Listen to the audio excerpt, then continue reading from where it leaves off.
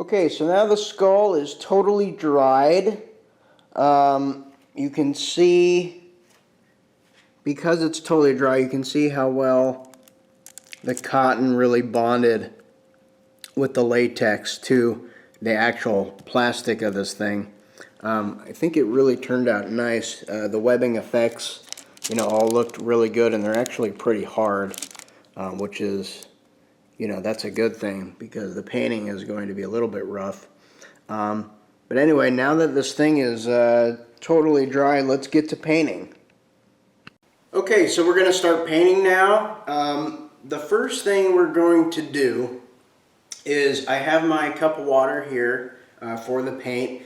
We are going to first do a light paint, and we are going to start with using brown to give the skull kind of a dark, kind of mummified look. And then we'll move on to the other colors. But we are going to start with this. This is a basic latex acrylic color. It is raw umber. So in case you ever want to use a dark mummified look, go with the raw umber.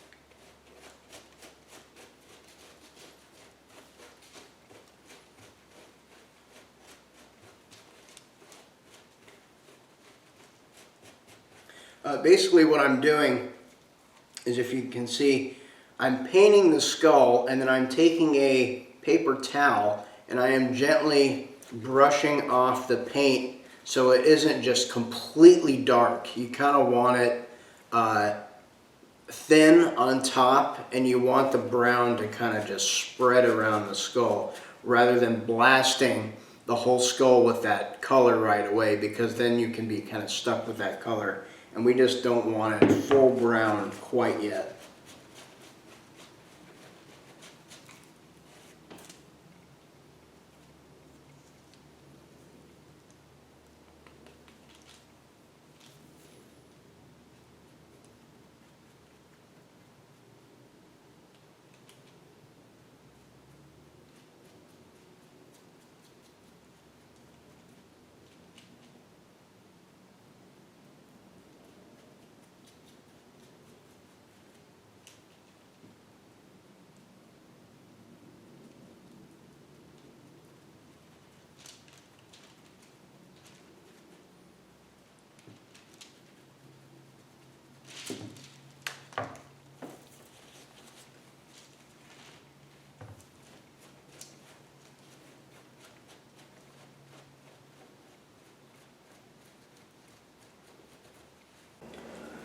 Okay, so actually this turned out really well.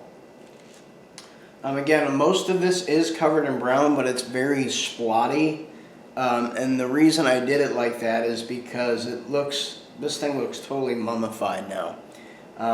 So now the brown is pretty much done, and now what we're going to do is move on to the reds that we're going to dabble in this thing.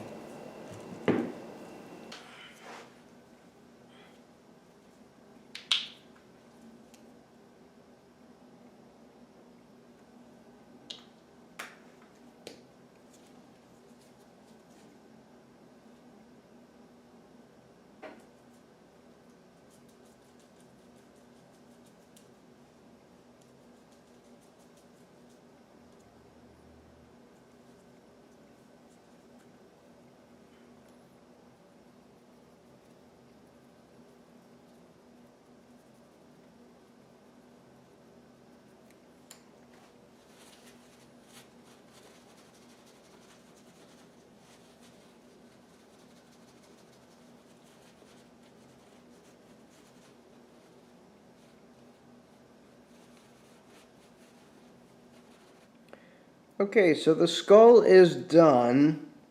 You can kind of see I did add in some reds, and you can kind of tell just by looking at this long piece of meat right here that this thing has been slowly decomposing.